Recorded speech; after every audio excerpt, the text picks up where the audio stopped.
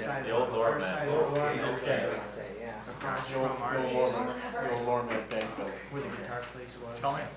Gotcha. Good? All right, everyone good? And pleasant good evening, everyone. Welcome to the Building and Lands meeting. I'd like to welcome council president, administration, members of Airgas, our building inspector and law director. For those of you watching at home, I apologize for not having the earlier committee meeting on. It is tape delayed. The issues that existed at the time have been corrected. Thank you for your patience. With that said, we have item A 1814, once again, Building and Lands Committee. This is an ordinance approving the plans and granting a certificate of occupancy to Airgas USA for storage, warehousing, distribution use, and declaring this an emergency. With this, I'd like to turn it over to the administration for further comment. Thanks. Whether council really knows this or not, I guess you're part of the industrial review board. It's a process where a company that has a use in a C2, I believe, that's in the industrial, it's a real use, it's a compatible use within that zoning. Planning commission gets first say, and if it passes planning commission, which it did, it gets passed on to council for final approval. And it takes a certain number of votes. So this is first time in a while that I think this has come before us. So we looked at it real hard and think we need an actual ordinance when we make this approval. So maybe Frank might be able to add to that and let you know what some of your responsibilities are here. Well, And by the way, building inspector is also here if you have questions for him. the history of this is that that Airgas applied to the building department for a permit of some kind to operate their warehousing of gas products at this particular location. So you're probably all familiar with the property. It's the old Lormet Credit Union building is at the front of the property on Cooper Foster, and then there's a large kind of blacktop parking area behind it. So they came before they thought that they needed a variance to permit a light industrial use in a C2 zoned area, and the zoning board of appeals met and decided no, they weren't really asking for a variance because a light industrial use, believe it or not, is a permitted use within a C2 district provided it goes through a process. And the process is the same thing that you would have to approve a use in a light industrial district. And basically that's presenting plans about how they intend to use the property, having those plans approved, and having a certificate of occupancy approved. The entity or the group which approves these things, both the plans and the certificate of occupancy, is the board of review. It's kind of a strange process, but it first goes to the planning commission, which then registers either its approval or disapproval, and then it comes to council. So, you know, the mayor and I kind of asked ourselves, well, how is council going to act on this?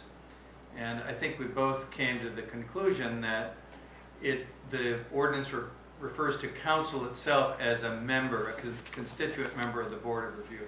So we believe that it had to be legislative action by the Amherst City Council. So that's kind of what's before you.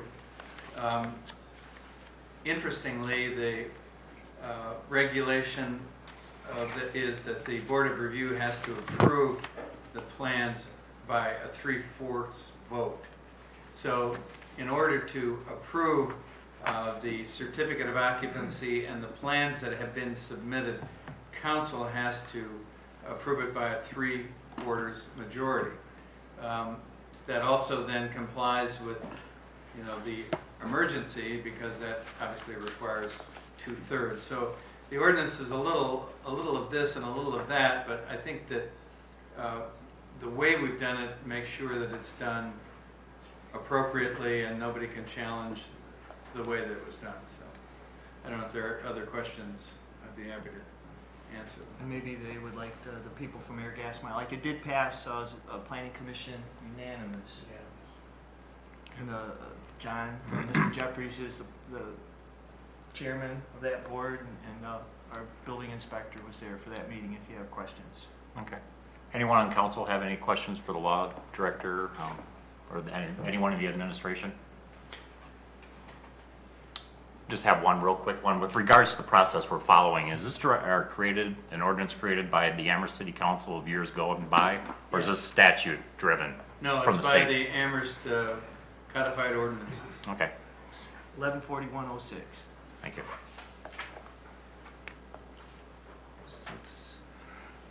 Okay, no questions for the administration? Okay, Mr. Janik? Just got a couple questions here. This is a storage facility, or are you commercial selling Well, the gas? maybe we could bring them up and, Yeah. okay. That's all right. We have two members here from Airgas, Brian Petal, am I saying that? Yeah. All right, and Ben Crawford. If you gentlemen could come up, introduce yourself, and maybe if you just want to give us maybe a quick overview, and then Mr. Janik will have some questions for you. Okay, thank you for having us tonight. I'm Brian Patel with Airgas. Thank you for the recap. This is the third time now we've been here, and as Dave mentioned, we've been in front of two review boards now. And what we're applying for is a certificate of occupancy for storage of our cylinder gases. So Airgas was founded in 1982 in Radnor, PA, and we're the largest industrial supplier of commercial gases, welding equipment, and safety supplies too. What's unique about our company is we fill our compressed gases, but we also have retail locations where customers can come in and purchase supplies from us, whether it be welding supplies, compressed gases, or safety supplies. At this site, what we're looking to do is have a retail shop and also better serve our customers in the Amherst, Elyria, Lorraine market. Currently, those customers are being serviced through Brook Park or Oakwood Village, Ohio. So moving to this location would give us a better spot strategically for ourselves and our customers too. In doing so, we have about 200 customers locally here that we would need to service and deliver product to, as well as the walk-in customers that we'll service. So in order to deliver to those 200 customers, we would need some type of outdoor storage for our compressed gases. And that's what we're looking for tonight. So it will not be a covered building. All we're asking for is a fenced-in area in the back parking lot of the Cooper Foster location.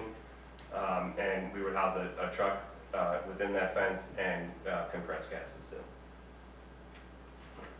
Is that enough clearance to make the turnarounds and everything? I mean, to load up and turn around? I can just remember a smaller parking lot back there. I don't remember it being a large parking lot. So if you look at Safety Service Director. It is a pretty substantial size parking lot, absolutely adequate for their size. They're single axle trucks Okay. to move in and out. Brian, maybe, I think most of your correct, you're it's moving not, your it's single not axle trucks. They're yeah, not it's not a semis. semi. It would not be a semi truck coming into that. It would be a cylinder truck. It's a 10-pocket cylinder truck. Okay. Yep. And are absolutely. these contractors that come in and purchase, or? So our retail store would be open to the public. We had talked about SCBA units earlier today, and/or the weekend hobbyist welding, maybe on a tractor. You can buy helium from us too, so for weekend parties, balloons, welding supplies, safety supplies, eyeglasses. But the cylinders outside would be going to manufacturing companies. And these are, I mean, as far as the safety issue goes, with the heat in the summer and the cold in the winter? Yeah, absolutely no effect on that. There's no, our cylinders are steel cylinders, Okay. so the heat or cold will not affect them in any way. Okay, now I'm not familiar with how it happened, but there was an incident in Proctor Park, I think, last summer, or? Yeah, so that was a leaking bulk tank, Okay. if anything were to happen like that, however, we will not have a bulk tank. That was a 1,000-gallon bulk tank. We have procedures in place, and Ben, who's with me here tonight, is a member of our Aero team. It's our air gas emergency response team. It's one of the largest in the nation. We have several procedures and policies in place to deal with incidents like that. But that particular incident, we will not have a tank that size on site. We will not be transfilling propane, a flammable, into into smaller cylinders, and that's what would be required if we were. Good to know. Yeah. Thank you. No further questions, Mr. Chair. Thank you, Mr. Janik. Anyone else? Madam President?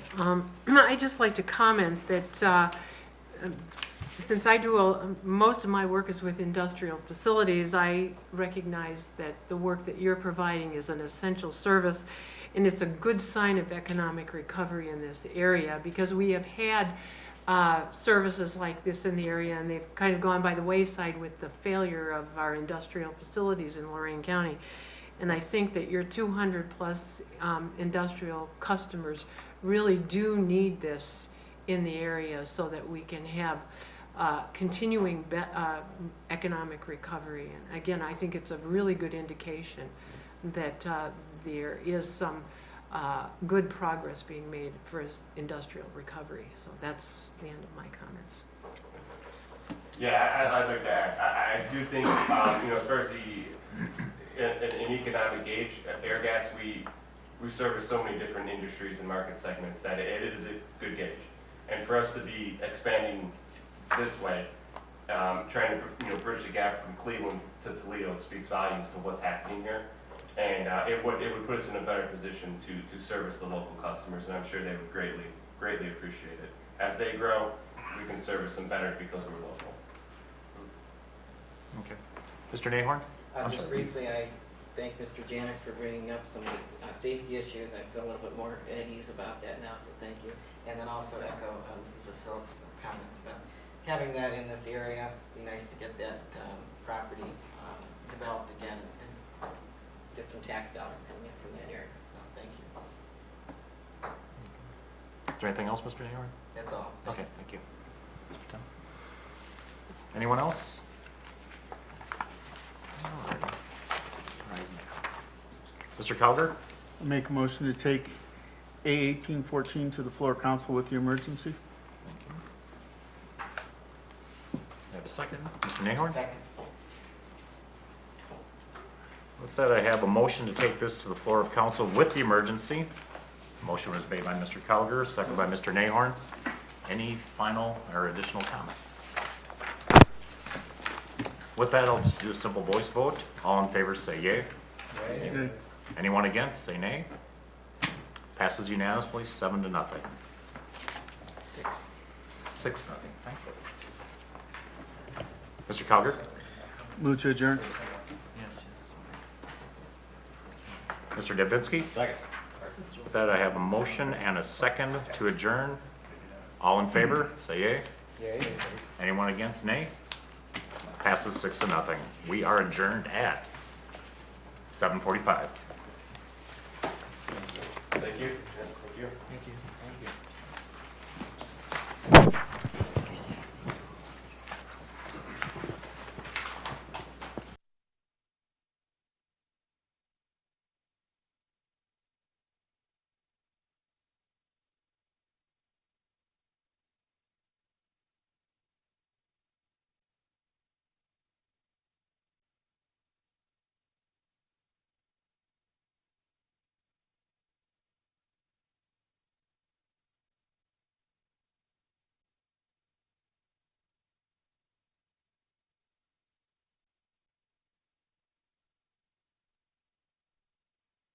Look, guys, Next Monday, right in front of the same board, if you'd like to come back, just in case there's any questions, it'd probably be a good idea. Good. next Monday. Okay, great. Thank you. I'd like to call the finance committee meeting to order at 7:44. One item on the agenda, A1812, an ordinance to make appropriations for current expenses and other expenditures of the city of Amherst, state of Ohio during the fiscal year ending December 31st, 2018, repealing all other ordinances in conflict herewith and declaring an emergency. Mr. Mayor, this is also known as our budget, so we'll turn it over to you to. I'd just like to take a brief moment to speak about another item. I'd like to express the city's sympathy for Mr. Miller's family. I know that he lost his father-in-law past week, and he's at the wake this evening, so I'd just like everybody to know that we've thought about him, and he has our sympathy. So thank you for letting me have that moment.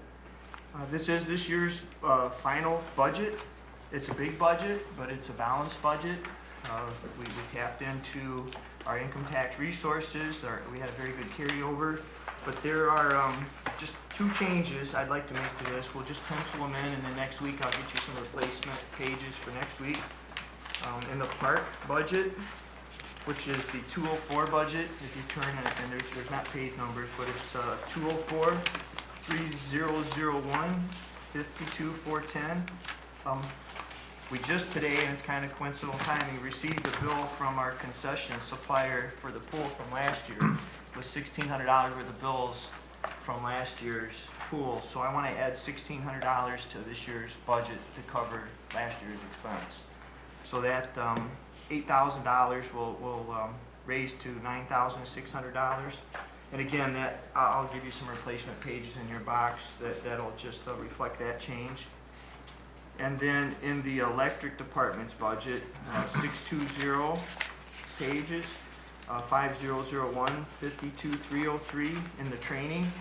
I would like to raise that to $10,000. We had one employee which transferred into the electric department due to some retirement, and we have another new employee that both are going to be going through apprenticeships and become a lineman.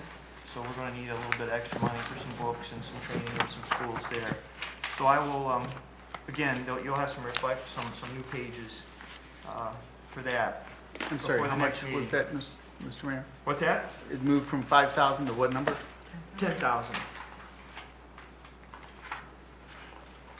And that'll reflect the end numbers, of course, so I'll give you a new end page.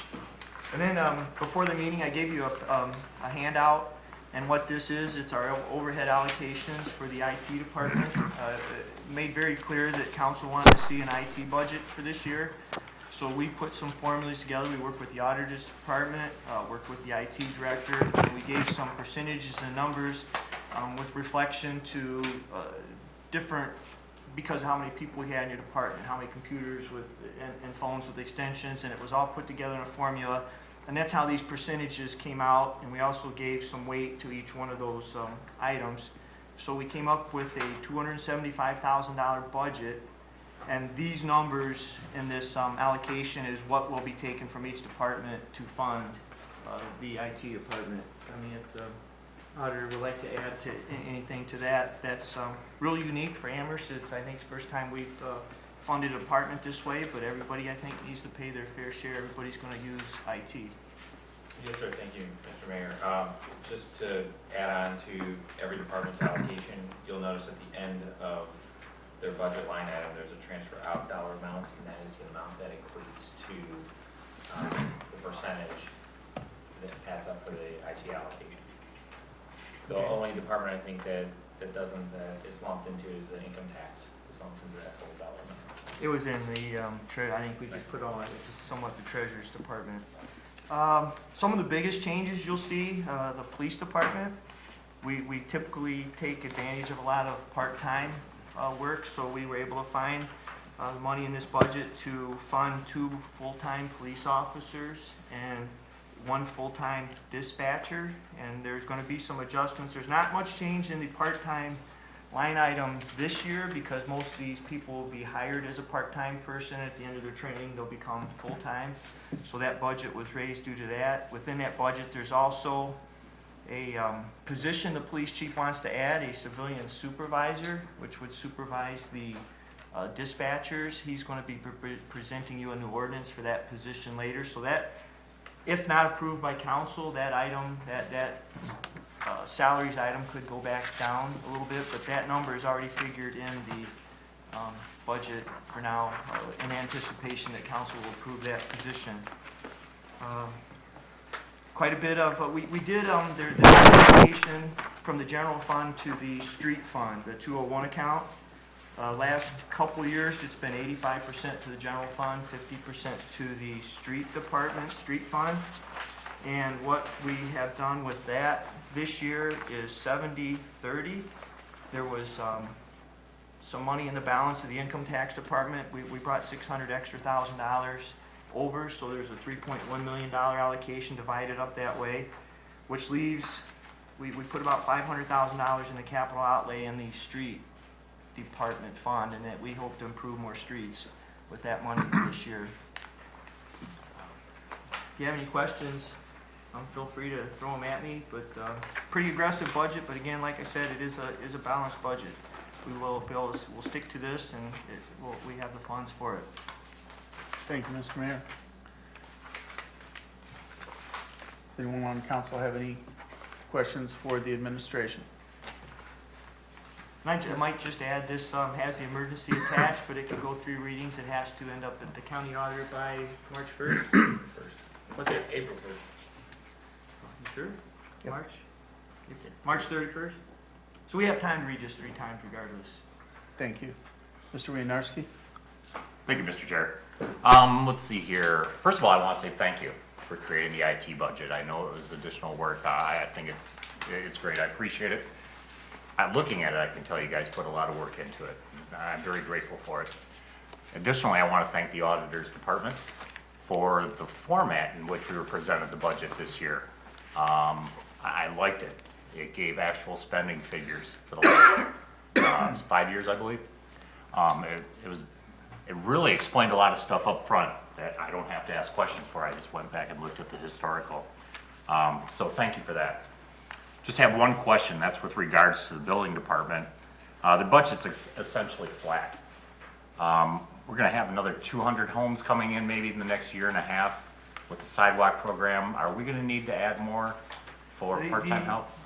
There's a little bit of money he has in there for contract. I think $500 is all he asked for commercial services for inspections. Pretty much flat. Last year he had $30-some thousand capital outlay for the car, so that's not in this year's budget. Okay. So that it's basically appears flat at the end, but there is that money we bought a car with last year scattered within the budget. Okay, that's the only thing that really jumped out. I just wanted to ask about it.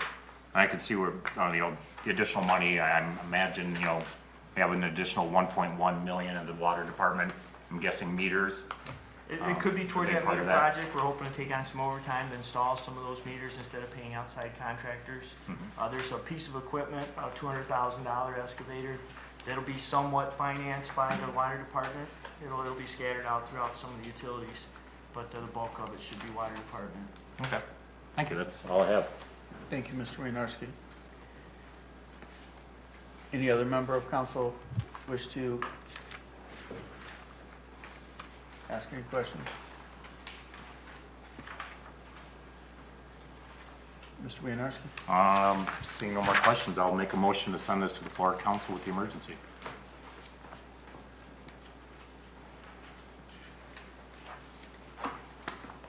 Mr. Dubinski? Second. Oh, no, wait. We didn't want the emergency, did we? Yeah, Yes, we want we the did. We emergency, just but are not we're going going to to take read several it. readings. Right. Thank you. Thank you. Any further comment or question? Seeing none, there's a motion to take A1812 to the floor of council with the emergency. All those in favor signify by saying aye. Aye. Opposed, like sign.